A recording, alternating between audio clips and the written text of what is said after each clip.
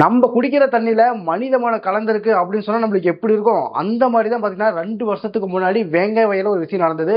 இந்த விஷயத்த கண்டிப்பா யாருமே மறந்திருக்க மாட்டோம். ஏன்னா அவ்வளோ ஒரு மோசமான விஷயம்.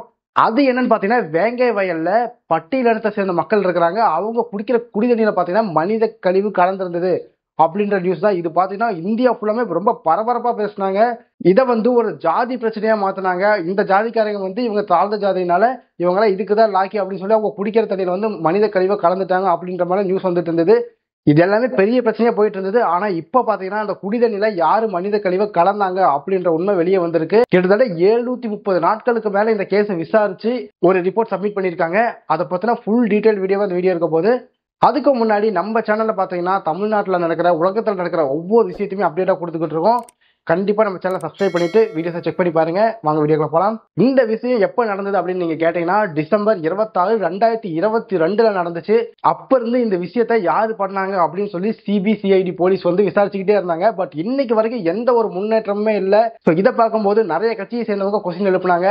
இதை வேணும்னே விசாரிக்காம இருக்காங்க, உண்மை என்னன்னே வெளியே சொல்லாம இருக்காங்க அப்படின்னு சொல்லி நிறையவே கண்டன ஆர்ப்பாட்டம் எல்லாம் பண்ணாங்க. அதுல மேஜரா பாத்தீங்கன்னா தொல் திருமாவளவன் அவர்கள் பாத்தீங்கன்னா மேஜரா போராட்டம் பண்ணாரு. அடுத்ததான் நம்ம விஜய் என்ன இருக்காரு பாத்தீங்களா, இவரு கூட அரசியல் வரும்போது ஒரு வாக்குறுதி கொடுத்திருந்தாரு. நான் அரசியலுக்கு வந்ததுமே இந்த வேங்கை வயல்ல நடந்த விஷயத்த வெளியே கொண்டு வருவேன், இதுக்கெல்லாம் யார் காரணம், அவங்கள கண்டிப்பா சட்டத்துக்கு முன்னாடி நிப்பாங்க அப்படின்ற மாதிரி ஒரு அறிக்கை கொடுத்திருந்தாரு. சோ இதெல்லாமே பாத்தீங்கன்னா இந்த விஷயத்த ரொம்பவே ஹைப் ஆக்கிருச்சு. சோ சிபிசிஐடி போலீஸ்க்குமே இது ரொம்ப டஃப்பான விஷயமா மாறிடுச்சு.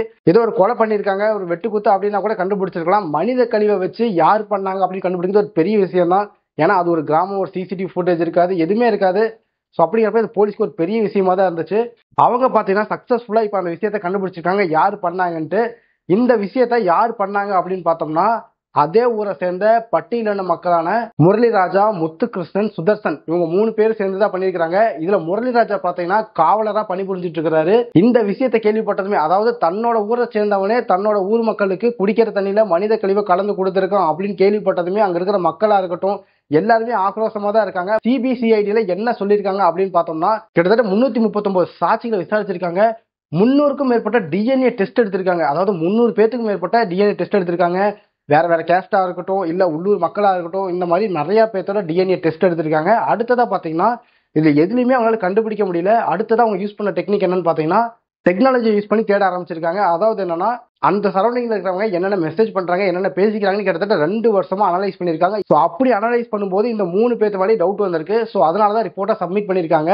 இவங்க 3 பேர்த்தையும் விசாரிக்கும் போது இவங்க எதனால இந்த விஷயத்த பண்ணாங்க அப்படிங்கிற உண்மை வெளியே வந்திருக்கு. அது எதனால அப்படின்னு பாத்தீங்கன்னா, அந்த ஊர் பக்கத்திலேயே முட்டுக்காடுன்னு ஒரு ஊர் இருக்கு. அந்த முட்டுக்காடு ஊரோட பஞ்சாயத்து தலைவர் யாருன்னு பாத்தீங்கன்னா பத்மா. அவங்களோட ஹஸ்பண்ட் நேம் என்னன்னு பாத்தீங்கன்னா முத்தையா. இவர் என்ன பண்ணிக்கிறான்னு பாத்தீங்கன்னா, அந்த தண்ணி டேங்க்ல தண்ணி போட்டுடுவாங்க பாத்தீங்களா, அதாவது கேட் வால் திருப்பி போடுறது, மோட்டர் போட்டு விடுற வேலையில பாப்பாங்க பாத்தீங்களா, அந்த வேலையில இருக்கிற சண்முகன் ஒரு நபரை பாத்தீங்கன்னா வேலையை விட்டு தூக்கிட்டாரு. சோ இதனாலதான் அந்த முரளிராஜாவா இருக்கட்டும், சுதர்சனா இருக்கட்டும், முத்துகிருஷ்ணனா இருக்கட்டும், எல்லாருமே ஒரு கடுப்பாயிருக்காங்க முத்தையா மேல. சோ இதுக்கு பழி வாங்குறதுக்காக, ஒரு ஜாதி பிரச்சனையை உருவாக்கணுங்கிறதுக்காக குடிக்கிற தண்ணியில தன்னோட மக்கள் குடிக்கிற தண்ணியிலேயே மனித கழிவை போட்டிருக்கிறாங்க. இதனால நிறைய குழந்தைகளா இருக்கட்டும், பொதுமக்களா இருக்கட்டும் பாதிக்கப்பட்டிருந்தாங்க, ஹாஸ்பிட்டல் அட்மிட் ஆயிருந்தாங்க.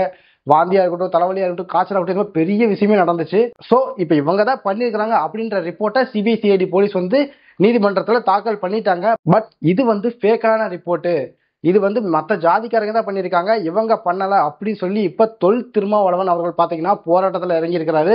அந்த ஊர் மக்களுமே தர்ணா போராட்டம் பண்ணிட்டு இருக்கிறதா இப்போதைக்கு நியூஸ் வந்திருக்கு. ஒரு விஷயம் உங்களுக்கு நடந்துச்சுனாவே இது ஜாதினாலதான் நடந்துச்சுன்னு முதல்ல சொன்னாங்க. இப்ப பாத்தீங்கன்னா அந்த ஊர் மக்களை சேர்ந்தவங்க தான் இப்படி பண்ணிக்காங்கன்னு ஒரு விஷயம் சொல்றாங்க. இதுல எது உண்மை எது பொய்னே தெரியல. இதை பார்க்கும்போது நீங்க என்ன நினைக்கிறீங்க? உண்மையாலுமே இந்த ஊரை சேர்ந்தவங்க தான் இந்த விஷயத்த பண்ணிருப்பாங்களா, இல்ல மத்த ஜாதிக்காரங்க இதை பண்ணிருப்பாங்களா, இல்ல போலீஸ் ரிப்போர்ட்டை மாத்தி கொடுக்குறாங்களா, இல்ல அவங்க மக்களே பண்ணிட்டாங்கன்னு சொல்லி ஜாதி கட்சி தலைவர்களா இதை வச்சு அரசியலாக்க பாக்குறாங்களா அப்படிங்கிற உங்களோட கண்ணோட்டத்தை கமெண்ட் பாக்ஸ்ல கமெண்ட் பண்ணுங்க. தேங்க்யூ.